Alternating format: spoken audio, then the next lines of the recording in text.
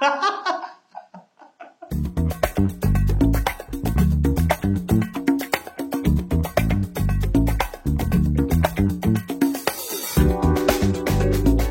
suis Dario Spagnolo, je suis cofondateur et président de l'école O'Clock. Eh bien, je suis tombé dans la marmite du numérique quand j'avais 7 ans et j'en suis jamais vraiment sorti. J'ai découvert un monde merveilleux pour moi.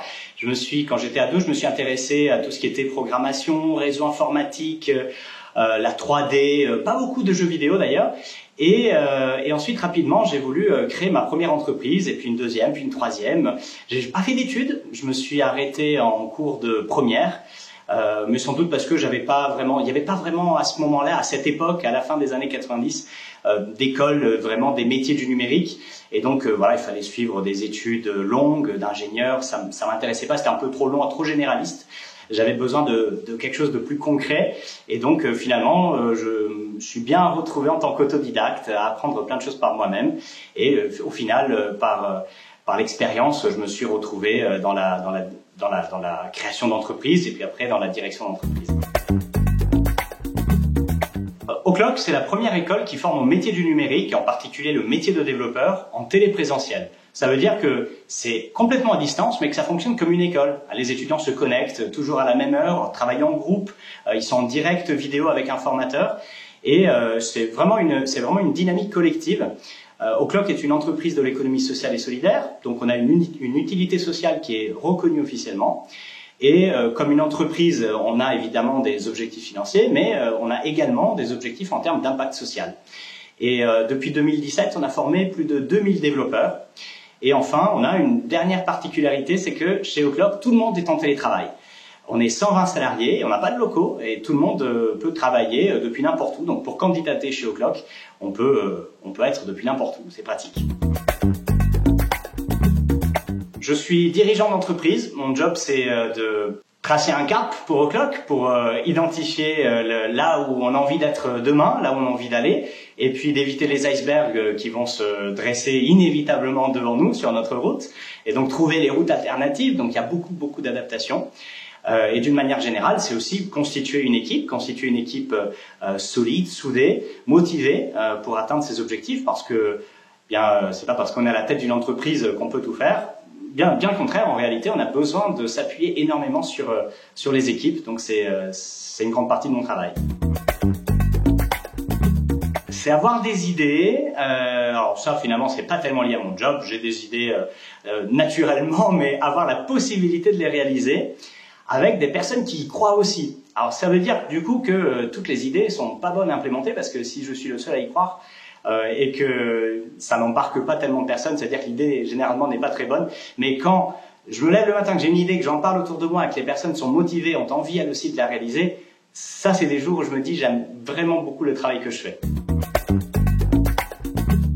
Alors là, il en existe sûrement, par contre je n'en connais pas. Pour moi, l'école qui m'a le plus marqué, c'est l'école de la vie, l'école des erreurs, l'école des ratés. Donc avant de créer O'Clock, j'ai créé d'autres entreprises avant, et ça n'a pas toujours été une franche réussite. Mais en revanche, ces erreurs me permettent aujourd'hui d'éviter de les refaire. Mais après, il existe sans doute des écoles, mais il existe évidemment des écoles. Mais bon, moi je suis plutôt du genre autodidacte. Dans mon secteur d'activité, celui de la tech, les PME, voilà, d'à peu près une centaine de salariés, les salaires sont généralement compris entre 80 000 et 180 000 euros bruts annuels. En net, ça fait entre 5 000 et 8 000 euros net par mois à peu près. Mais encore une fois, c'est extrêmement variable. Ça peut être plus, pour ceux qui ont la chance, mais ça peut être aussi moins. C'est pas forcément un signe d'échec. La rémunération, elle n'est pas non plus faite qu'en salaire. La rémunération, elle est faite aussi évidemment en dividendes quand on est associé d'entreprise, en bonus, en primes, etc. Donc c'est extrêmement variable. Ce qu'il faut retenir, c'est que l'entreprise doit fonctionner, l'entreprise doit avoir une utilité forte, elle doit avoir un modèle économique solide, et à partir de là, évidemment, le dirigeant peut bien gagner sa vie, mais ça c'est secondaire et ça vient après, selon moi. Le premier qui me vient à l'esprit, c'est déjà de s'entourer des bonnes personnes. Comme j'ai dit tout à l'heure, tout seul on fait pas grand-chose, donc on a besoin de s'entourer de personnes qui ont des compétences à la fois complémentaires, mais avec qui on s'entend bien aussi. On fonctionne différemment, mais quand même de manière suffisamment proche pour réussir à se comprendre. Et ensuite, je dirais qu'il faut être à la fois soi-même, rester toujours très authentique, tout en continuant à s'améliorer tous les jours. Si j'avais le temps, je ferais un bilan de compétences tous les ans, parce que mon métier change quasiment tous les ans, avec la taille de l'entreprise, avec les enjeux. Et donc, c'est ça qui est un petit peu compliqué, et être à la fois soi-même, tout en continuant à s'améliorer. Voilà, c'est ça le conseil que je donnerais.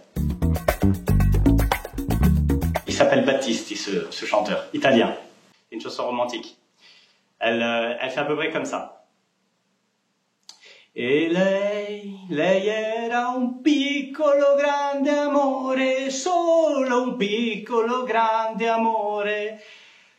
La la la, la la la, la la la, la la la, la la la. Je continue, hein, parce que j'ai plus les paroles, mais l'air, je m'en rappelle bien. Hein. En fait, comme chez O'Clock, on est tous à distance, à la fois les formations, à la fois les salariés en télétravail, etc. Du coup, il y a un objet un petit peu fétiche qui est les chaussons, en fait. Donc, on utilise beaucoup les chaussons un peu dans notre communication, un peu dans notre manière de discuter. Et puis, un jour, du coup, on m'a lancé un défi. On m'a dit, vas-y, Chiche, tu mets les chaussons dans une réunion chez Pôle emploi. Alors, j'y suis allé et sans blague, j'ai sorti les chaussons et je devais parler devant des gens et je mis les chaussons. Des chaussons tigres avec des griffes. Et ensuite, c'est resté du coup. Et à chaque fois que je rencontrais des personnes où il fallait avoir un petit peu de tenue, bien j'avais des chaussons et j'ai rencontré même François Hollande et j'étais en chaussons tigres. Voilà.